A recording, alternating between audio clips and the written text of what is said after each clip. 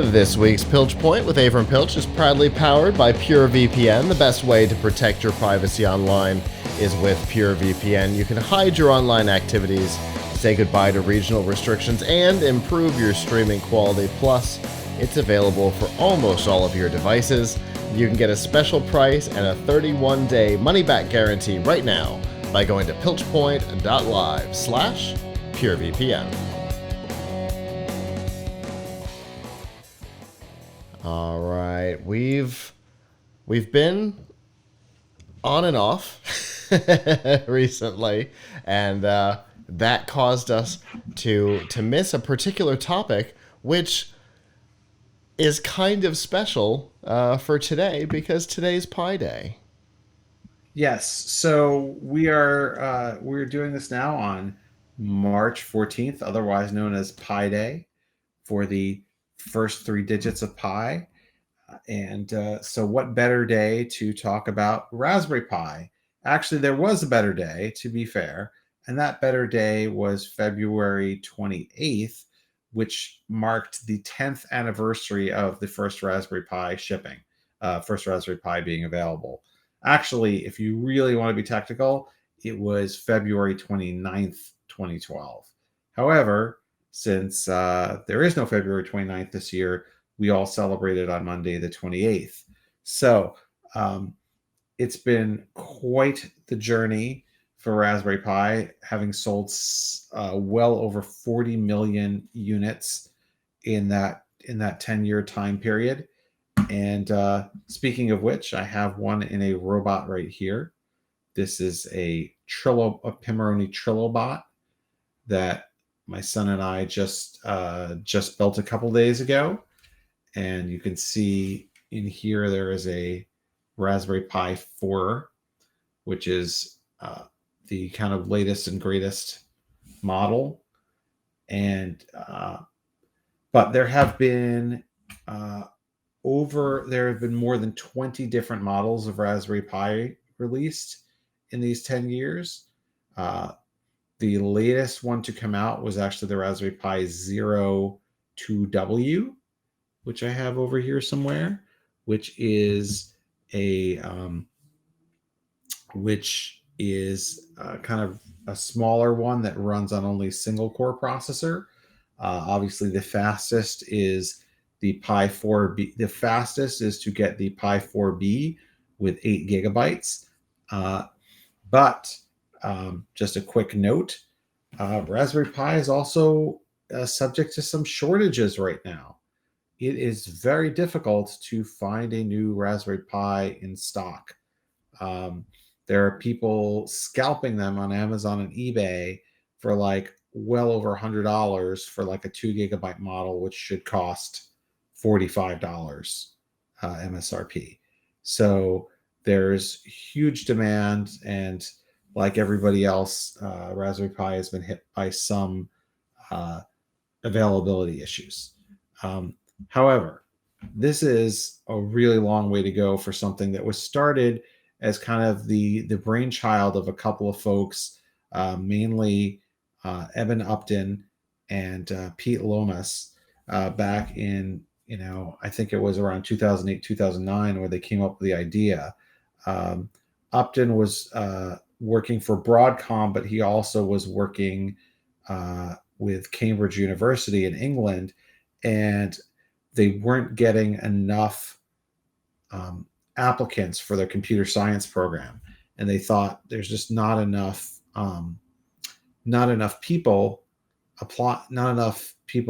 There's not enough kids who are getting interested in computers and programming. So they decided, okay, what we're going to do is we are going to come up with a low-cost computer that costs around $35 that kids can hack and play around with, and we're going to make 1,000 of them. If we can get the right 1,000 kids to have them, then maybe we can get another 200 or 300 applications eventually to Cambridge computer science program. That was the very minimal goal of this project. However, Once they started working on it, they realized a lot more people would want one, and so it started to become a much bigger project. One of the things that um, was actually Pete Lomas's idea was, and very important, was to put this is a Raspberry Pi 3B, by the way, uh, was to put these 40 GPIO pins on it. So the GPIO pins are really important because they allow you to use all kinds of electronics with it, plug in wires, sensors, motors, and there's a whole ecosystem of what we call hats, which stands for hardware attached on top, which are things that you can put on top of your Raspberry Pi to give it different functionality. So, for example, here I have a Raspberry Pi 4 that has a unicorn hat on it. And the unicorn hat, very simply, is you can program it to light up different colors. It's just, this one is just mainly LED lights. But I have another hat here. This is some of these are a little cute and not super practical, but this is a Christmas tree hat. We don't always need practical, friend. Yes. We don't always need practical. This is the Adafruit Braincraft Hat. This is used to help you learn about AI. So it's got a screen and it's got lights and it connects to speaker and microphone and camera. And you can use this to take advantage of the AI capabilities of Raspberry Pi 4, which is not super fast, but you can do some machine learning on here. So of course, the biggest thing to happen in Raspberry Pi in the last few years is this. This is the Raspberry Pi Pico, which came out last year, and it is not like other Raspberry Pis. So all Raspberry Pis before the Pico were computers. They run Linux. They actually can run many different operating systems, but the main one people run on there is Raspberry Pi OS, which is a version of Debian Linux, and very well supported. These, however, the Pico is a microcontroller. So for those keeping score at home, a microcontroller is not quite a computer. It doesn't boot up to an operating system.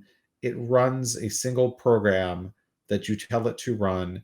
And generally speaking, it is really good for simple electronics projects where you don't want the heavy overhead of waiting for something to boot up and having to program it through the operating system.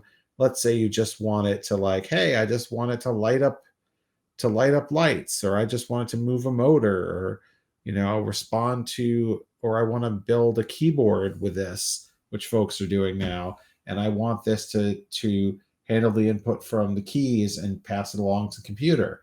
So you can program this in C, you can program it in MicroPython or CircuitPython, but it is a microcontroller. So these are really cheap. These are $4, and you can do a lot with them. And folks have actually taken the CPU from this, the RP2040, and put it into other devices like this thing over here, which is a macro pad.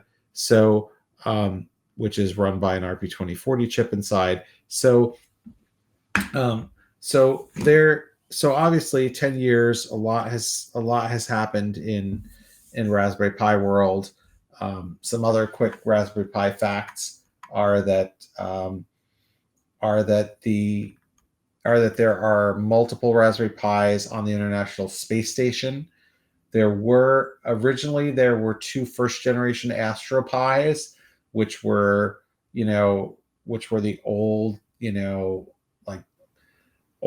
single core processor Raspberry Pis, but this past year they upgraded it to new Astro Pis that are based on the Raspberry Pi 4 and have a high-res camera, and children in Europe can actually compete to have their programs run on these Raspberry Pis on the space station. So that's pretty cool. So there's a lot to find out, a lot of projects you can do. So I really encourage folks to check out tomshardware.com, where we have a lot of getting started articles. Now, if you want a Raspberry Pi today, it is hard to get your hands on one, but there are a couple of ways. One, you could get this. This is a Raspberry Pi 400. So it's a keyboard with a Raspberry Pi 4 built into it, and you can see that the GPIOs and all the ports are on the back. So these are readily available, and they're $70, and they have the 4 GB Raspberry Pi in it. So the 4 GB Raspberry Pi alone is $55. So it's really only $15 more to get it in here. The main thing is this isn't great. You can get an adapter to or cable or whatever, but it's not great for putting hats on, because of you can't take the Pi out of it. So it's, you're going to have to plug things in over here, which is not quite the same orientation as having a little board, like like the other ones I showed you that are stuck with wires, like this. But yeah, this is readily available. Also, there are kits available on Amazon and elsewhere that come with some of the components that you'll need to really make the most of your Raspberry Pi, like a power adapter, a case, maybe some electronics, and that come with the Pi. And those are readily available and not quite as badly marked up as buying the board by itself. So, that's my advice for getting started. There's a lot of great things that you can do as an adult or with your kids. You can set up Raspberry Pi as a web server. You can use it to build robots. You can use it for video conferencing. You can use it as a standalone computer, although not the world's most powerful one, but you can. So anyway, and of course we cover new projects involving Raspberry Pi every single day on tomshardware.com, and we have a Raspberry Pi projects, the best Raspberry Pi projects of the month, that we cover there as well. Yeah, I'm not gonna lie, I love that part. I also love the podcast. Yeah, so also every Tuesday at 2:30 p.m. Eastern, I do a show called the PiCast, which is all about the Raspberry Pi. He definitely likes it. If you hadn't figured that out already. Yeah. Not at all. Well, it's cool that it worked out that we got to talk about this tonight. Obviously, the Raspberry Pi kind of changed things, right? Yes. In the maker community, Raspberry Pi changed things, like you said, in a way that they weren't prepared for. It was not their intention to change the industry, but it's definitely what happened. There are other single board computers out there, but the real strength of this is the community. There's like millions and millions and millions of people, and there's big industry who uses it and stuff like that. So there's just been a lot of programming for it, tutorials for it, accessories for it. So even though there are a lot of imitators out there, like the Banana Pi, right? They don't run all the same software. They're not compatible with all the hardware. They don't have the community behind them. And so even if they might have a slightly more powerful CPU on them, or more ports or something like that, it's just not as good because you don't have the ecosystem and the community behind them. Right. Yeah. Well, I know there's a lot of interesting stuff out there happening all the time. We saw a little while ago the whole house LED holiday light display that was insane. So there's all kinds of interesting stuff that you can do, and I always love seeing what people are doing with your top projects. So I appreciate that, and I always appreciate getting to talk about interesting stuff, and I look forward to what we talk about next time.